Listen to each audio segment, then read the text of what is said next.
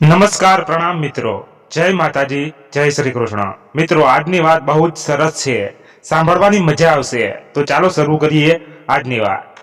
આદિત્ય, હું પ્રેગ્નેન્ટ છું। અનુરાધા, ખુશી અને દુઃખ બંને મિશ્ર ભાવ સાથે સવાર સવારમાં પોતાના પતિને કહે છે, રિયલી અનુ, તું સાચે જ પ્રેગ્નેન્ટ છે?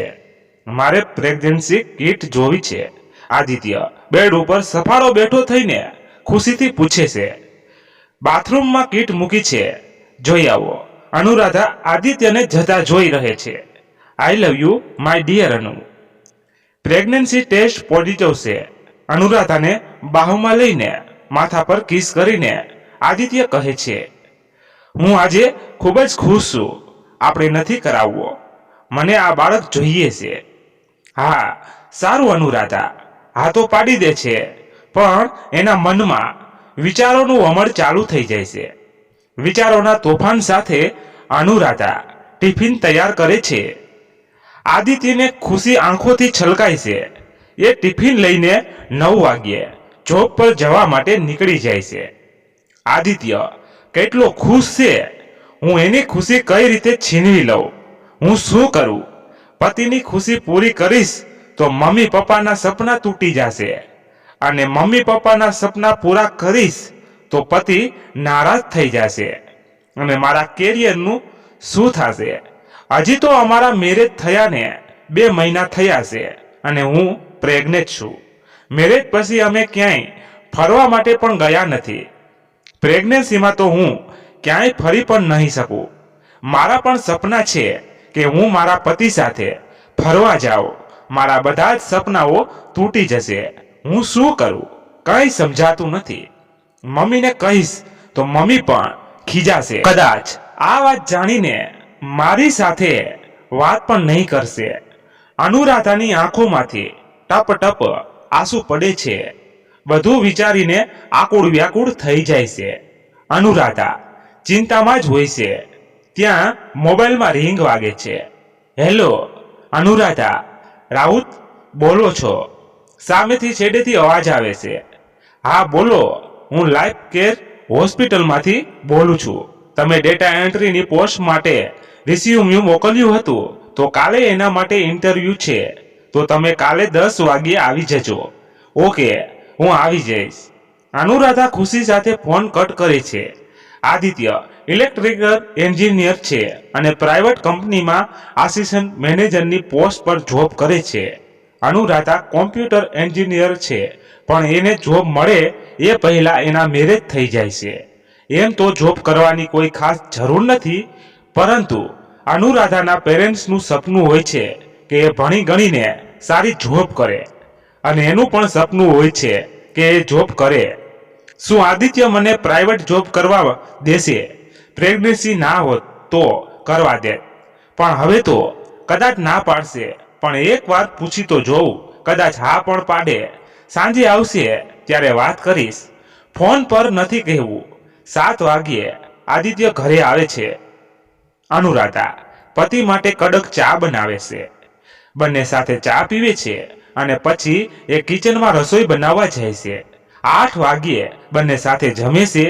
આદિત્યની જોબ દમણમાં છે, એટલે બંને દમણ શહેરમાં ફ્લેટમાં રહે છે। મેરેજ થયા પછી 20 દિવસ સાસરિયામાં રહ્યા હતા અને પછી દમણ રહેવા આવી ગયા હતા। આદિત્ય જમીને સોફા ઉપર બેઠો હોય છે અને મોબાઈલમાં સર્ચિંગ કરતો હોય છે, ત્યારે અનુરાધા એની બાજુમાં બેસે છે અને આદિત્યના ખોળામાં માથું મૂકે છે। તેમને યાદ આવે છે, થોડા દિવસ પહેલા ન્યૂઝપેપરમાં લાઈફ કેર હોસ્પિટલ માટે કોમ્પ્યુટર ઓપરેટરની જોબ માટે જાહેર હતી, અને એમાં રિઝ્યુમ મોકલવાનું હતું।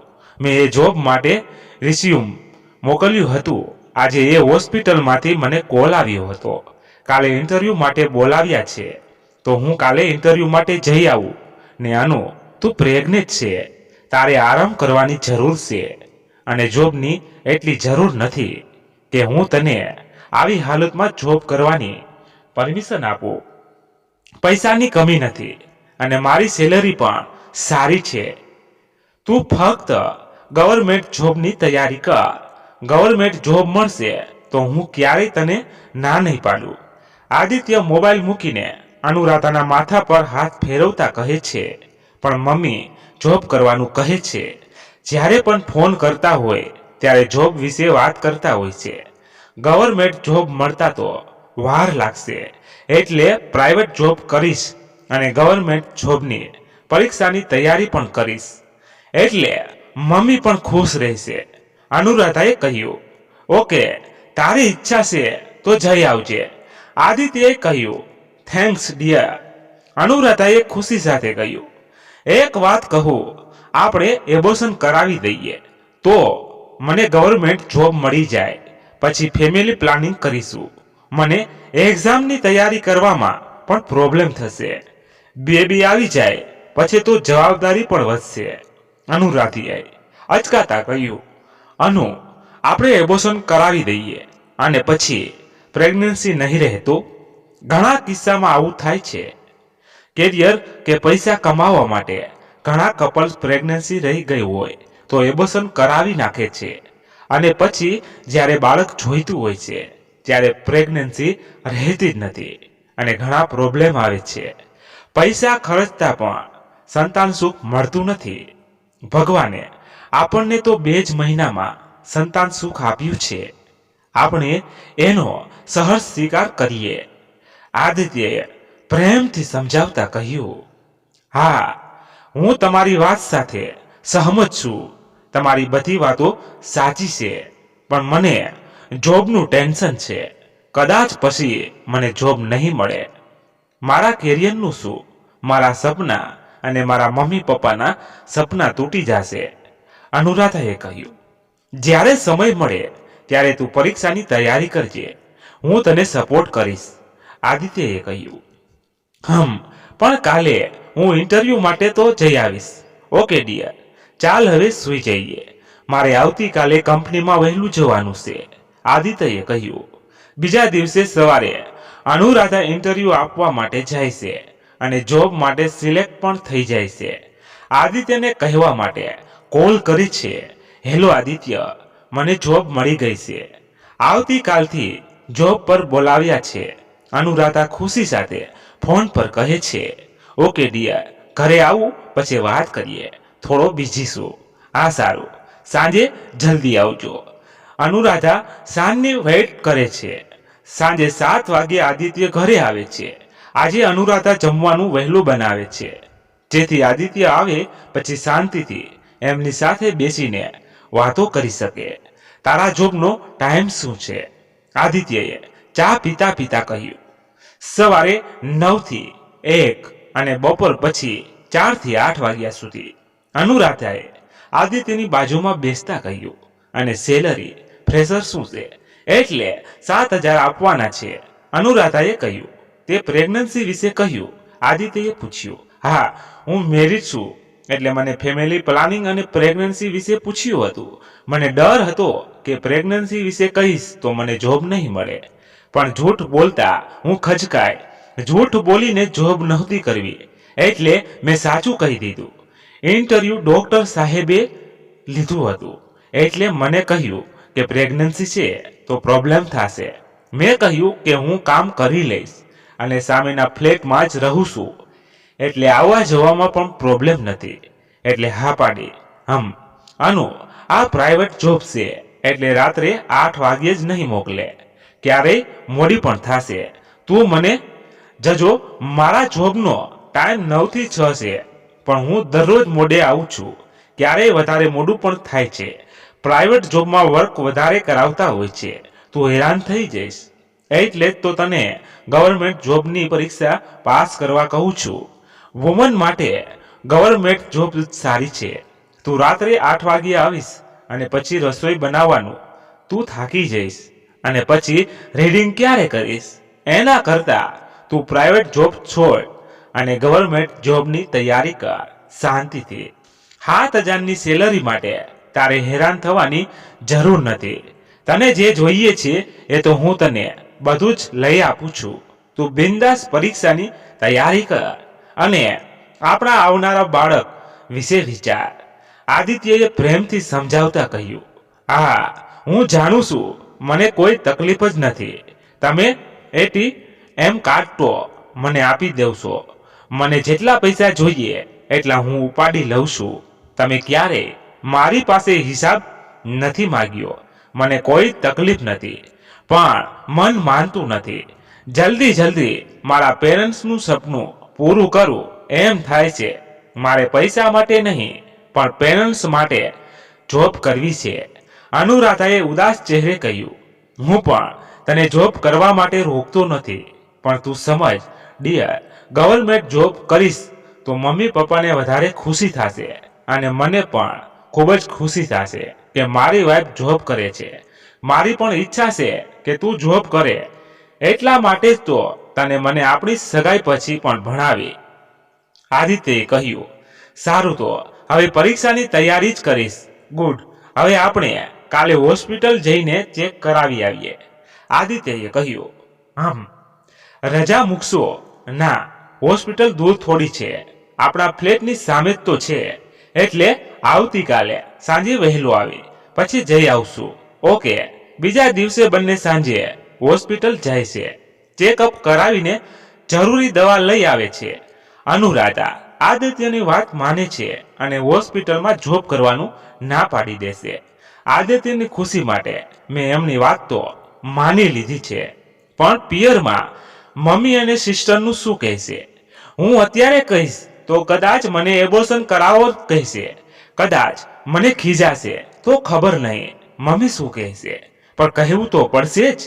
અત્યારે કહેવાના બદલે હું 3 મહિના થઈ જાય પછી કહીશ તો એબોર્શન કરાવવાનું કોઈ નહીં કહે. પણ કદાચ મારાથી મારી મમ્મી રીસાઈ ગયા તો, કે તે આ વાત અમને કહી જ નહીં, પારકા ગણી નાખ્યા એમ કહ્યું તો હું શું કરું? કહું કે ના કહું કંઈ સમજાતું નથી. કહીશ તો પણ દુઃખ અને છુપાવીશ તો પણ દુઃખ. શું કરું? જે કહેશે એ હું સત્યના રસ્તે ચાલીશ. હું કાલે જ કોલ કરીને બહેનને કહી દઈશ. ટ્રીન. હેલો અનુરાધા બોલ. હેલો, કેમ છો દીદી? અમે મજામાં છીએ. તમે બંને કેમ છો? દીદી, અમે પણ મજામાં છીએ. સારું, ક્યારે આવો છો ઘરે રોકાવા? દીદી, આવવું તો છે, પણ આદિત્યને રજા નથી. રજા મૂકશે ત્યારે આવશું. બોલ બીજું. દીદી, મારે એક વાત કહેવી છે. હા બોલ. અનુરાધા, શું વાત છે?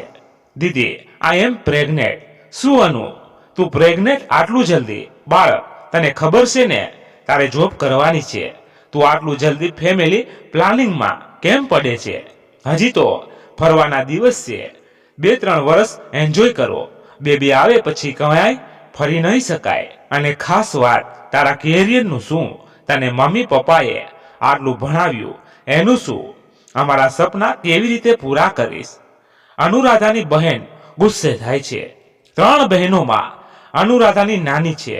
મોટા બહેન સાસરે છે, ભાઈ નથી, એટલે વચ્ચેની બહેનને ઘર જમાઈ લાવ્યા છે. દીદી, ધ્યાન રાખ્યું હતું પણ પ્રેગ્નન્સી રહી ગઈ. અનુરાધાએ રડતા કહ્યું, મેં તને કહ્યું હતું ને જોબ નહીં મળે ત્યાં સુધી ધ્યાન રાખજે એમ. પણ પ્રેગ્નન્સી રહી જ ગઈ તો હું પણ શું કરું? કેટલા મહિના થયા? 1 મહિનો. સારું, તો તું એબોર્શન કરાવી નાખ, હજી સમય છે. મેડિકલ સ્ટોરમાંથી દવા લઈ લેજે. પણ દીદી, આદિત્ય ના પાડે છે. અનુ, તું આદિત્યની વાત માનીશ તો મમ્મી પપ્પા નારાજ થશે.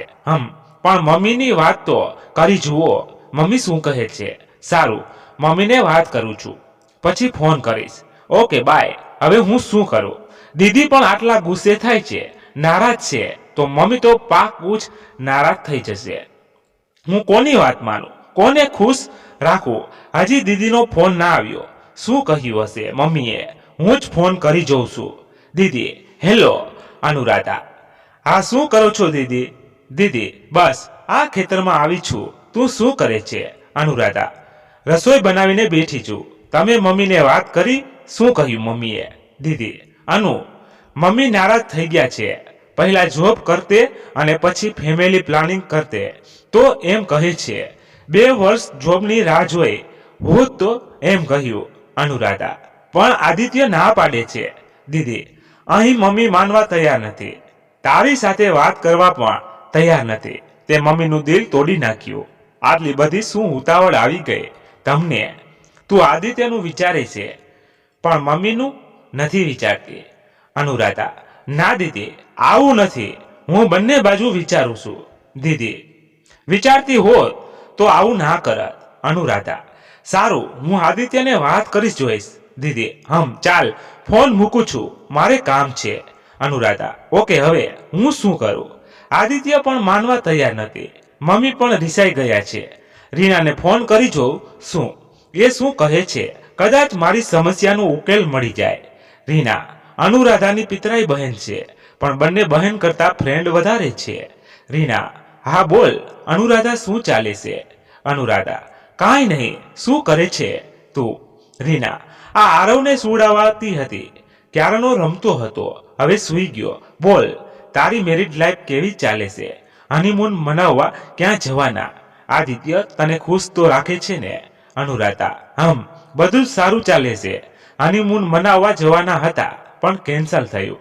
પણ યાર, મને એક ટેન્શન છે. રીના: હા બોલ ને અનુડી, શું વાત છે? અનુરાધા: રીના, હું પ્રેગ્નેન્ટ છું.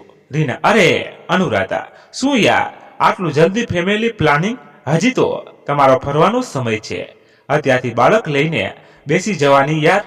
તું પહેલા તારું કેરિયર તો બનાવ, પછી બાળકનું વિચારજો. તે તો આટલી સ્ટડી કરી છે. મારા અનુભવથી કહું છું, આ આરવ આવ્યો પછી મને સમય જ નથી મળતો. આખો દિવસ આરવ સાથે જ નીકળી જાય છે. અનુરાધા: મમ્મી પણ નારાજ છે. રીના: મમ્મીએ આટલી સ્ટડી કરાવી છે તો નારાજ તો થઈ ને. બાળક આવી જાય પછી તારાથી પરીક્ષાની તૈયારી પણ નહીં થશે. હજી તો ફરવાનો સમય છે અને ક્યાં અત્યારથી જવાબદારી લઈને બેસવાની. અનુરાધા: તારી વાત પણ સાચી છે, પણ યાર પછી પ્રેગ્નન્સી નહીં રહે તો? મેં ઘણા કપલ્સની વાતો સાંભળી છે, મેરેજ થયાના 1-2 મહિનામાં પ્રેગ્નન્સી રહી જાય છે.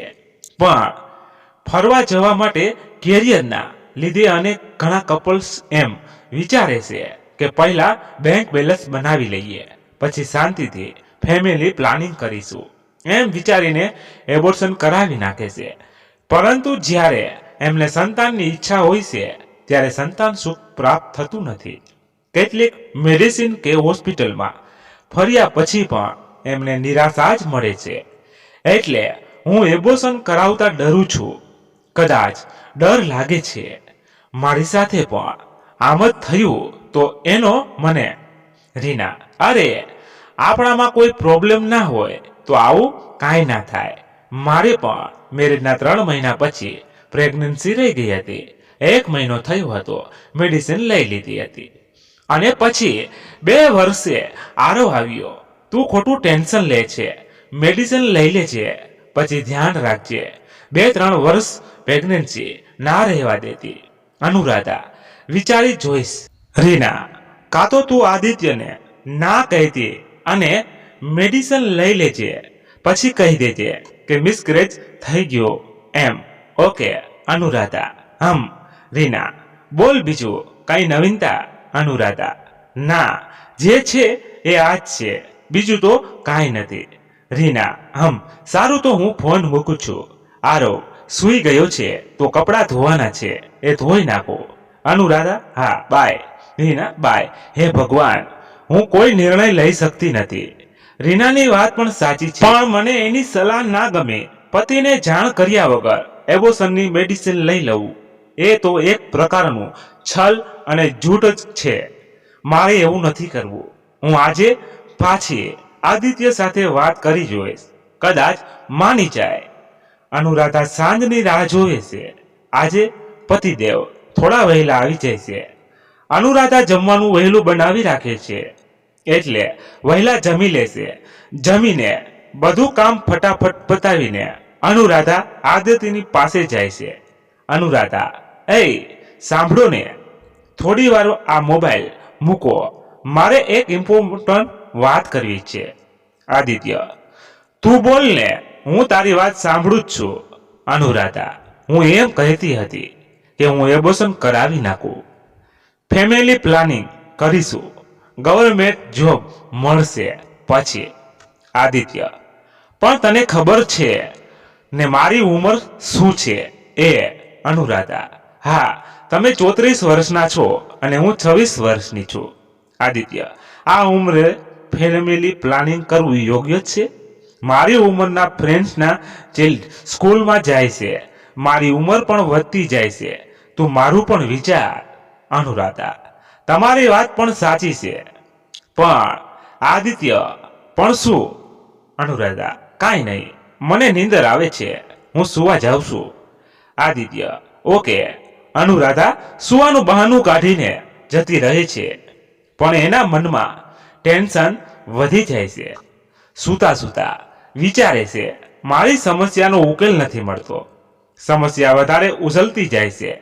ઘણા વિચાર કર્યા પછી જ્યારે પણ મારી લાઈફમાં પ્રોબ્લેમ્સ આવ્યા છે અને હું નિર્ણય નથી લઈ શકતી, ત્યારે હું ભગવદ્ ગીતા પાસે દોડી છું.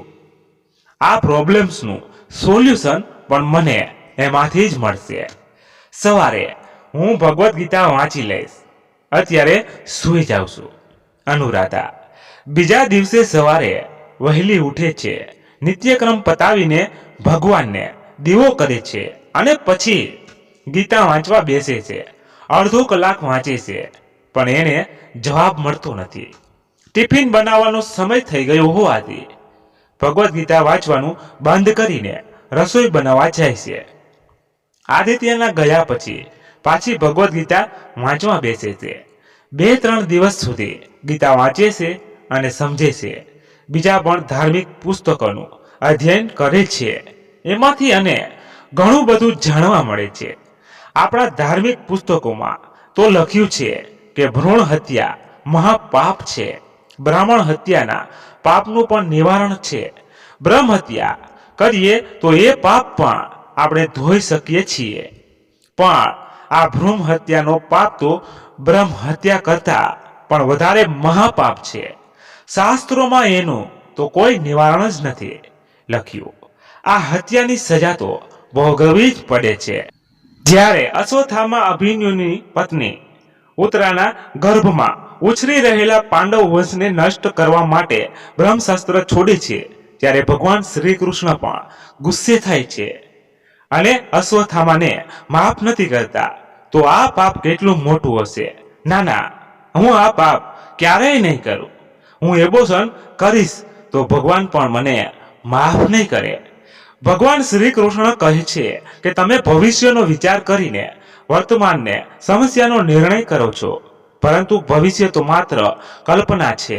ભવિષ્યમાં શું થવાનું છે એ તો કોઈને ખબર નથી, પરંતુ વર્તમાન સમસ્યાનો નિર્ણય ધર્મના આધારે લેવામાં આવે છે તો એનું ફળ હંમેશા મીઠું જ હોય છે. મતલબ કે મારે એબોર્શન કરાવવું જોઈએ કે નહીં? માતા પિતાની વાત માનવી કે પતિની વાત માનવી? એનો જવાબ મને મળી ગયો છે. માતા પિતા ભગવાન છે, એમને હંમેશા ખુશ રાખવા જોઈએ, ક્યારેય દુઃખ નહીં પહોંચાડવું જોઈએ. એક વિવાહિત સ્ત્રી માટે એનો પતિ જ પરમેશ્વર છે. હંમેશા પતિની વાત માનવી જોઈએ. હું પણ મારા પતિની ઈચ્છા વિરુદ્ધ જવા નથી માંગતી.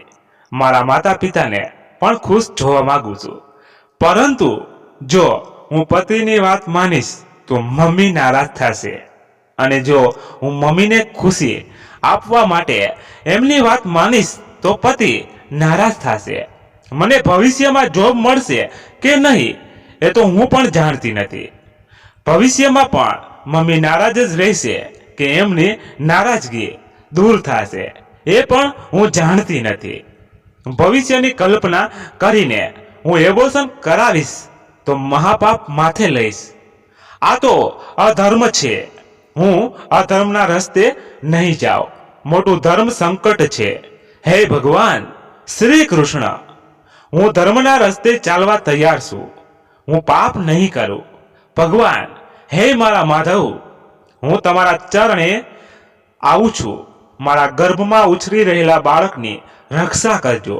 હે માધવ, મારા વહાલા, આજે પછી અધર્મ કરતા અટકાવી મને સાચો રસ્તો બતાવ્યો, એના માટે તમારા ચરણોમાં મારા લાખ લાખ વંદન.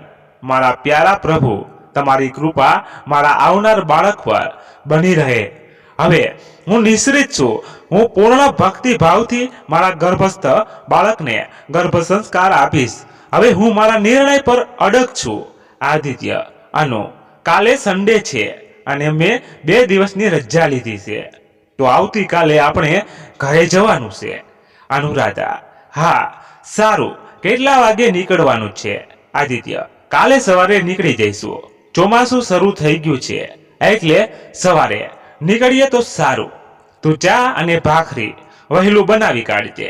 ચા નાસ્તો તો કરવો પડશે. અનુરાધા: ઓકે ડિયર, મને ખબર છે તમને ચા વગર નથી ચાલતું. આદિત્ય: હા, એ તો છે. હું સમયસર ચા નહીં પીઉં તો મારું માથું દુખવા લાગે છે, એટલે ચા તો જોઈએ. અનુરાધા: હા, હું જાણું છું. તમે કંપનીમાં આખો દિવસ 4-5 વાર ચા પી જાઓ છો. આટલી બધી પીતા ના હો તો સવારે અને સાંજે પીવાનો, ઓનલી 2 ટાઈમ. આદિત્ય: વર્ક કરવાનું હોય એટલે ચા તો પીવી જ પડે. હવે જલ્દી જમવાનું બનાવો, ભૂખ લાગી છે. અનુરાધા: શાક અને ખીચડી બનાવી કાઢી છે, ઓનલી રોટલી બાકી છે. લોટ પણ બાંધી મૂક્યું છે, રોટલી વણવાની જ બાકી છે. તમે જમવા બેસો, હું ગરમા ગરમ રોટલી બનાવું છું.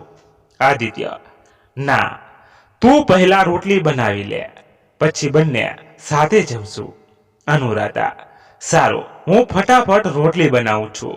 આદિત્ય: એટલી વાર હું કપિલ શર્માના જૂના એપિસોડ જોઉં છું. અનુરાધા: 1 ના 1 શો પર 10 વખત જુઓ છો. તમને તો 1 ને 1 જોવામાં કંટાળો પણ નથી આવતો. આદિત્ય: એમાં તને મજા નહીં આવે, પણ મને આવે છે. અનુરાધા: આ ભાઈ, બીજા દિવસે સવારે બંને બાઇક ઉપર ઘરે જવા માટે નીકળે છે. અનુરાધા: નું સાસરું પાનસ છે. દમણથી પાનસ બાઇક પર જઈએ તો 2 કલાક લાગે છે. અનુરાધા: એ બજારમાં બાઇક ઊભી રાખજો ને. આદિત્ય: શું લેવું છે? અનુરાધા: નાસ્તો લેવો છે. આદિત્ય: રહેવા દે ને, ઘરે નાના છોકરા થોડા છે. અનુરાધા: પણ મારે લેવું છે. હું ક્યારે ખાલી હાથ નથી જતી, તમે ઊભી રાખો ને. આદિત્ય: ઓકે મારી માં, ઊભી રાખું છું, નહીં તો હજી દિમાગ ખાઈ જઈશ. અનુરાધા બજારમાંથી સમોસા, ખમણ અને જલેબી લે છે અને 7-8 બિસ્કિટના પેકેટ લઈ આવે છે. અનુરાધા: ચાલો હવે બાઇક ઉપાડો. આદિત્ય: જો હુકમરાની સાહિબા, જરા મને પણ કહેશો કે તમે શું લાવી આવ્યા? અનુરાધા: અરે કાંઈ નહીં, સમોસા લીધા છે અને સાસુ મમ્મી માટે જલેબી, ખમણ અને થોડા બિસ્કિટ લીધા છે. આદિત્ય: મમ્મી કંઈ બિસ્કિટ નથી ખાતા, ગાંડી છે, તું બિસ્કિટ લઈ આવી. અનુરાધા: ઓએ ગાંડીવાળા, તમને શું ખબર પડે? સાસુ મમ્મીને જલેબી અને ખમણ ખૂબ જ ભાવે છે અને ઉંમર થઈ જાય પછી ઘરડા માણસોને નવું નવું ખાવાનું ખૂબ જ મન થાય છે.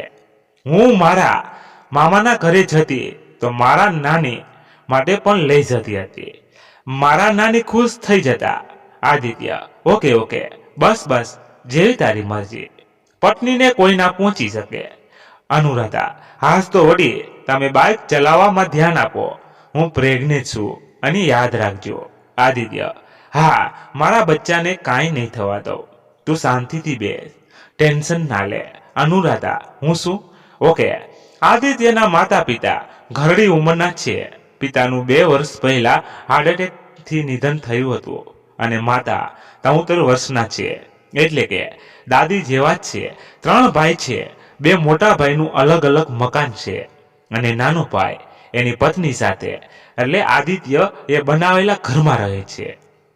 આદિત્યના મમ્મી નાના દીકરા સાથે રહે છે, પરંતુ આદિત્ય નાનપણથી મોટા ભાઈ સાથે રહેતો હોવાથી અને મોટા ભાઈનો ભણાવવામાં વધારે ફાળો હોવાથી એણે નવું ઘર બનાવ્યું હોવા છતાં મોટા ભાઈના ઘરે જમે છે અને સુવાનું નવા ઘરમાં સૂવે છે. આ કારણે અનુરાધા સાથે મેરેજ થયા પછી પણ અનુરાધા અને આદિત્ય બંને મોટા ભાઈના ઘરે જ જમે છે. અનુરાધા પણ જેઠાણી સાથે ભળી જાય છે અને એમને ભાભી કહીને બોલાવે છે. જેઠાણીનું દિલ જીતી લે છે એટલે બંનેને સારું બને છે.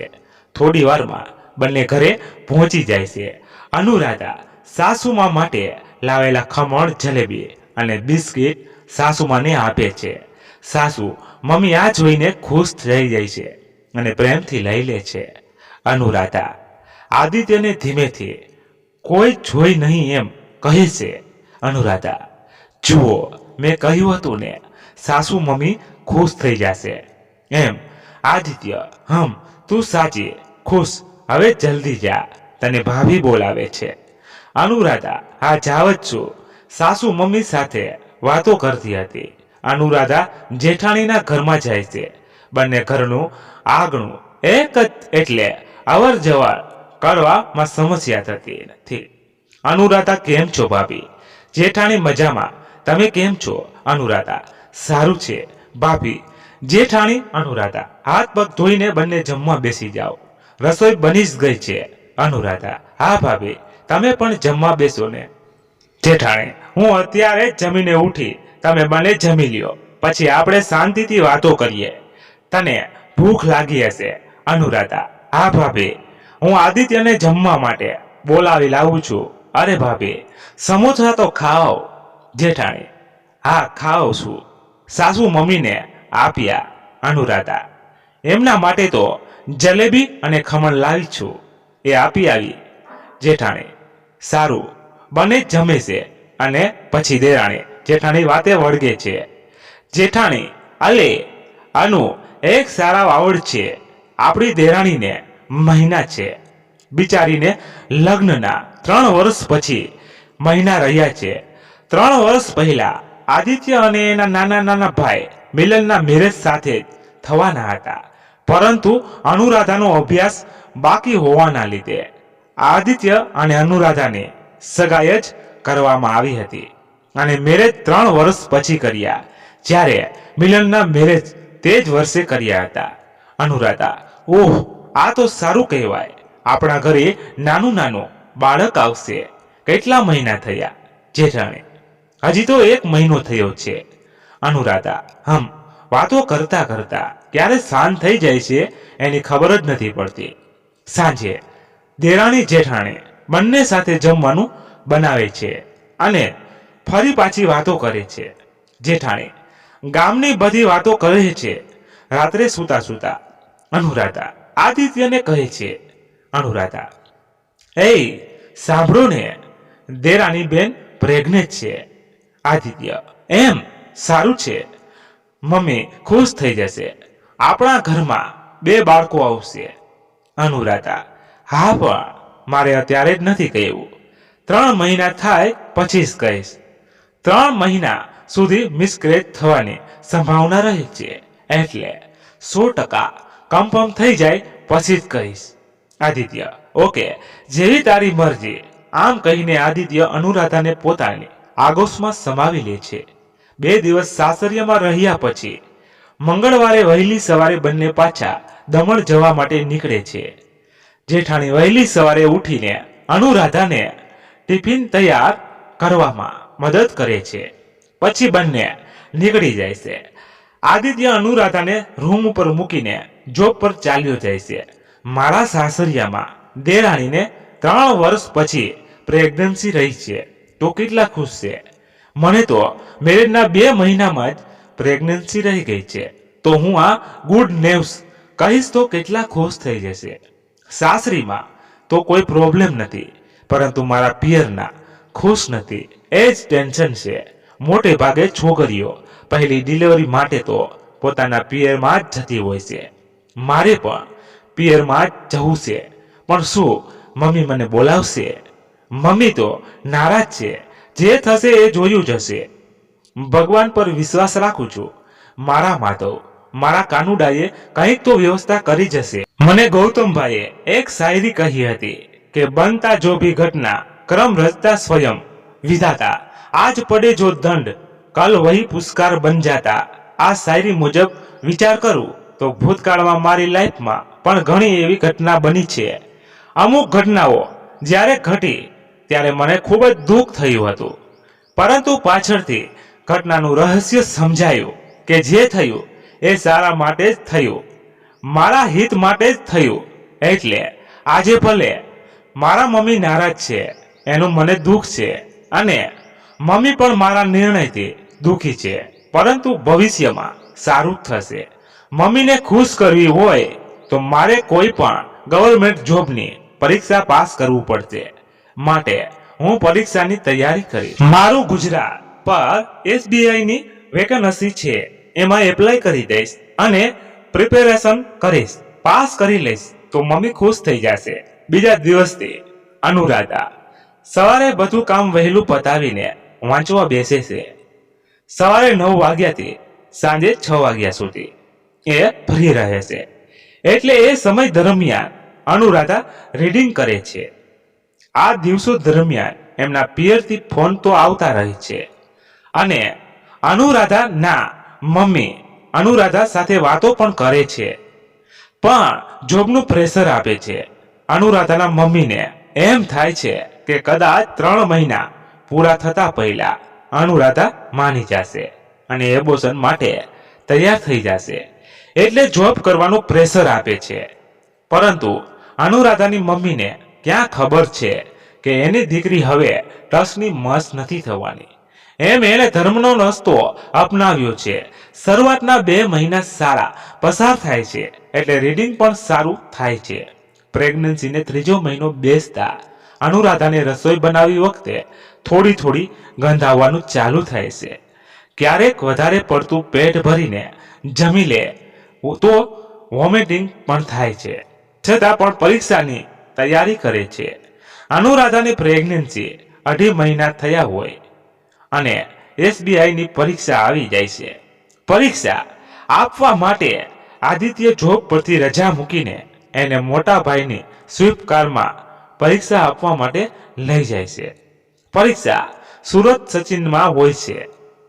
તે દિવસે સુરત જતી વખતે અનુરાધાને 3-4 વાર વોમિટિંગ થાય છે, છતાં પણ પરીક્ષા આપી છે, અને પાછું ઘરે આવતા પણ 4-5 વાર વોમિટ થાય છે. અનુરાધાની તબિયત બગડે છે. અનુરાધા ઘરે આવીને સૂઈ જ જાય છે. અનુરાધાના ભાભીને અનુરાધાની તબિયત ખરાબ હોય એમ લાગે છે, એટલે ભાભી અને સાસુ અનુરાધા પાસે આવે છે. જેઠાણી, અનુરાધા કેમ ઢીલી લાગે છે? તબિયત સારી નથી? પરીક્ષા તો સારી ગઈ ને? સાસુ, હા દીકરા, તારી તબિયત સારી નથી એવું લાગે છે. શું થયું બેટા? અનુરાધા, ભાભી, સાસુમાં ગાડીમાં ખૂબ જ વોમિટિંગ થઈ હતી, એટલે તબિયત સારી નથી. જેઠાણી, પણ તને તો ગાડીમાં ફાવે છે. આપણે કપડાં લેવા ગયા હતા ત્યારે તો તને કાંઈ પણ ના થયું હતું, અને આજે આટલી વોમિટિંગ થઈ. અનુરાધા, ભાભી, હું પ્રેગ્નેન્ટ છું. એટલે અનુરાધા ધીરેથી હલકા સ્મિત સાથે કહે છે. જેઠાણી, ઓહ સાચે જ અનુ? અનુરાધા, હા ભાભી. સાસુ, એટલે જ તો તને આટલી ઉલટી થઈ. જેઠાણી, સાચી વાત મમ્મી, કેટલા મહિના થયા અમને કહ્યું કેમ નહીં? અનુરાધુ, 2.5 મહિના ભાભી. મેં એમ વિચાર્યું હતું કે 3 મહિના થઈ જશે પછી જ કહીશ, એટલે જણાવ્યું નહીં. થોડા દિવસો પછી હું સામેથી કહેવાની જ હતી. જેઠાણી, સારું, કાંઈ વાંધો નહીં. આપણા ઘરમાં 2 બાળકો આવશે. હું તો ખૂબ જ ખુશ છું. સાસુ, હા દીકરા, હું પણ ખૂબ જ ખુશ છું. મારી પણ ઉંમર થઈ ગઈ છે. હવે આ ઉંમરે બસ મારે 2 દીકરાના સંતાનો જોવાની જ ઈચ્છા હતી. એ તમે બંને વહુએ પૂરી કરી. હવે તો હું શાંતિથી ભગવાનના ઘરે જઈશ. તારી જેઠાણીના 2 દીકરા તો પરણાવા જેવા થઈ ગયા છે, એટલે એમનું લગ્ન પણ જોઈશ. જેઠાણી, અરે મમ્મી, ચાલો હવે અનુરાધાને આરામ કરવા દઈએ. એને આરામની જરૂર છે. અનુરાધા, તું થોડી વાર સૂઈ જા, પછી જમજે. તારા માટે શું બનાવું? અનુરાધા, ભાભી, કાંઈ જ ખાવાની ઈચ્છા નથી, બધું ગંધાય છે. જેઠાણી, થોડુંક તો ખાવું જ પડશે. આ અવસ્થામાં ભૂખ્યા રહેવું સારું નથી. તને ભાત સાથે ખાટી આંબલીનો રસો બનાવી આપું છું, તને ખાટું ખાટું ભાવશે. સાસુ: આ મોટી વહુ, તું એ જ બનાવી આપ. મહિના રહ્યા હોય ત્યારે તું ખાટું ખાવાનું ખૂબ જ મન થાય છે. અનુરાધા: હા સારું. ભાભી આમ વાતો કરીને જેઠાણી રસોઈ બનાવવા માટે જાય છે અને સાસુ આદિત્ય સાથે વાતો કરે છે. સાસુ આદિત્યને કહે છે કે અનુરાધાની તબિયત સારી નથી, તો કાલે સવારે દમણ જવાનું માંડી વાળો.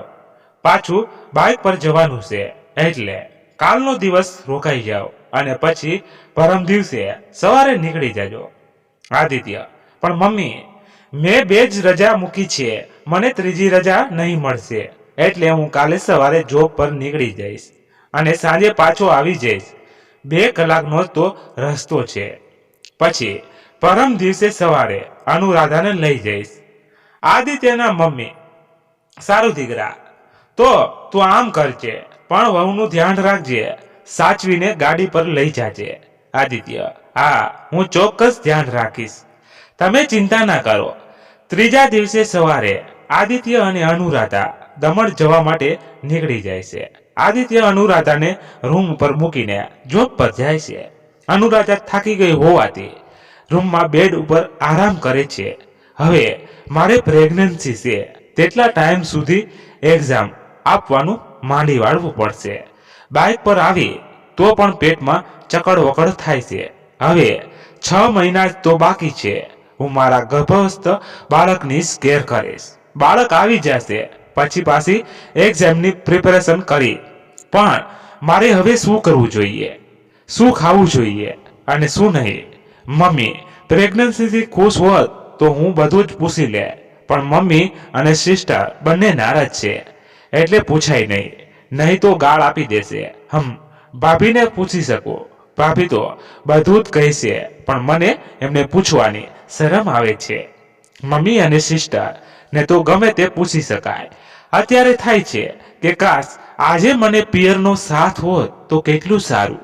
એક સ્ત્રીનું દર્દ નો બીજો સ્ત્રી સમજી શકે ને, પરંતુ મારી કિસ્મતમાં આવું નથી. બહુ દુઃખ થાય છે, મારું દિલ રડે છે. કાશ મમ્મીએ મને સાથ આપ્યો હોત. તો સાચે સમય પર બળવાન છે. એક સમય હતો જ્યારે મમ્મી મારા દરેક સુખ દુઃખમાં સાથ આપતા. મને કાંઈ પણ થાય તો મમ્મીને વધારે દુઃખ થતું. મેરેજ પહેલા મમ્મી મારી દરેક જીદ પૂરી કરતા હતા. સૌથી વધુ લવ મને કરતા હતા. ડગલે ને પગલે મારી સાથે રહ્યા. મારા દરેક પ્રોબ્લેમ્સ મમ્મી સોલ્વ કરી આપતા હતા. I love you and I miss you mamma. અનુરાધાની આંખોમાંથી આંસુ આવી જાય છે. થોડી વાર એકલી રડે છે અને પછી સ્વસ્થ થતા હું ઇન્ટરનેટ પર સર્ચ કરી જોઉં છું. એમાંથી પણ ઘણી માહિતી મળી રહી છે. ઇન્ટરનેટ પર ધાર્મિક પુસ્તકોની સોફ્ટ કોપી કે PDF ફાઇલ તો હોય જ છે ને, તો એ ડાઉનલોડ કરીને રેડ તો કરું છું. હવે તો બધું જાતે જ કરવું પડશે. અનુરાધાને ધાર્મિક પુસ્તકો અને ઇન્ટરનેટ પરથી ઘણું બધું જાણવા મળે છે. તો મારે સારું ભોજન લેવું જોઈએ. બાળકને 90% સંસ્કાર ગર્ભમાંથી મળી જાય છે, માટે ગર્ભાવસ્થા દરમિયાન જ બાળકને ગર્ભ સંસ્કાર આપવા જોઈએ. મનમાં પોઝિટિવ વિચાર તો કરવો જોઈએ. નેગેટિવ વિચારથી ગર્ભસ્થ શિશુ પર ખરાબ અસર પડે છે. ધાર્મિક પુસ્તકો કહે છે કે આપણે જેવું ઈચ્છીએ એવા બાળકને જન્મ આપી શકીએ છીએ. એક માં ઈચ્છે તો મહાન સંત, બુદ્ધિશાળી, સર્વ ગુણોથી સંપન્ન સુંદર બાળકને જન્મ આપી શકે છે. પ્રાચીન સમયમાં પણ રાણી મદાલસાએ પણ પોતાના 4 સંતાનોને પરણાવવામાં ઝુલાવીને બ્રહ્મ જ્ઞાન આપી દીધું હતું. અભિમન્યુ પણ તો પોતાની માતા સુભદ્રાના ગર્ભમાં જ 7 કોઠાનું યુદ્ધ શીખી ગયો હતો. એવી ઘણી બધી માતાઓ છે જેમણે પોતાના સંતાનોને ગર્ભમાંથી સારા સંસ્કારો આપીને મહાન બનાવ્યા છે. ગર્ભાવસ્થામાં ટીવી જોવી નહીં અને ફિલ્મી ગીતો સાંભળવા નહીં. ટીવી જોવાથી ગર્ભસ્થ શિશુ પર ખરાબ અસર પડે છે. શુદ્ધ અને ઘરે બનાવેલો પૌષ્ટિક ખોરાક ખાવો જોઈએ. જંક કુંડ તો ખાવું જ ના જોઈએ. પોતાના ઈષ્ટદેવનું ધ્યાન કરવું જોઈએ. ભજન સાંભળવા જોઈએ. ક્રોધ ના કરવો.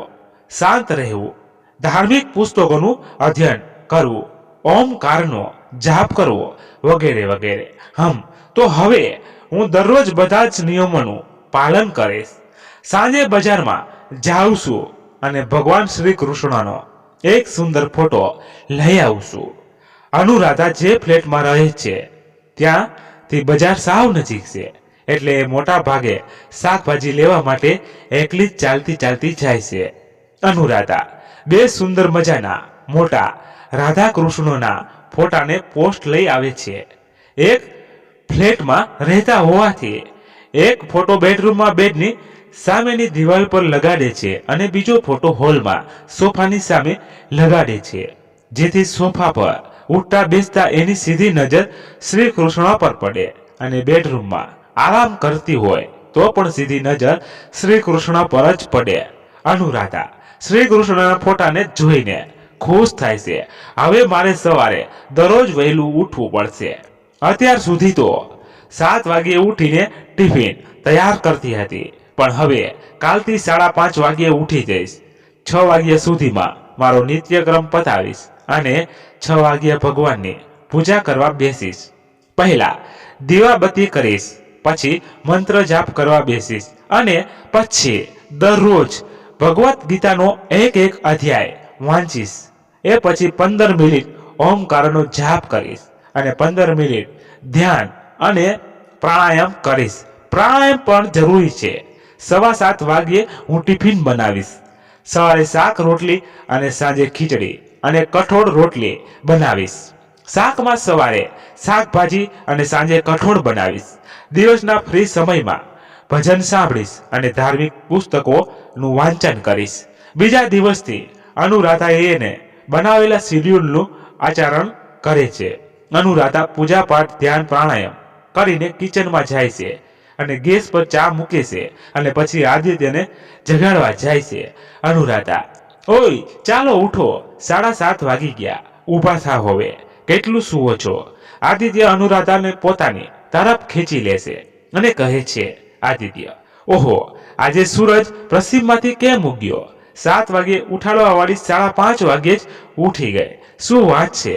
અનુરાધા, આપણા બેબી માટે આ બધું કરું છું. આપણું બાળક સર્વગુણોથી સંપન્ન હોય એ માટે આ જરૂરી છે. આદિત્ય, ઓકે, હું જાણું છું કે તું પહેલાથી જ ધાર્મિક છે અને જે કરીશ તે સારું જ હશે. I love you my sweet wife. Anuradha, I love you too મારા સ્વામી, મારા પતિ પરમેશ્વર, મારા પ્રાણનાથ. હવે જલ્દી બટ કરી લ્યો, તમારી ચા ઉકળી જશે. હવે શાક રોટલી બનાવવાનું છે. અનુરાધા આમ કહીને રસોડામાં જાય છે. મિત્રો, કહાની હજી અધૂરી છે. લાંબી થવાના કારણે આપણે અહીંયા અધૂરી મૂકીએ છીએ. હવે આગળ કહાની કેવી રંગ લાવે છે તે તમે આગળના ભાગમાં સાંભળી શકશો અને અમને કોમેન્ટ દ્વારા કહેજો, એટલે અમે આનો બીજો ભાગ લાવીએ. અને હા, તમને કેવી લાગી એ પણ કહેજો. પસંદ આવી હોય તો લાઈક અને તમારા મિત્રો સાથે શેર જરૂર કરજો.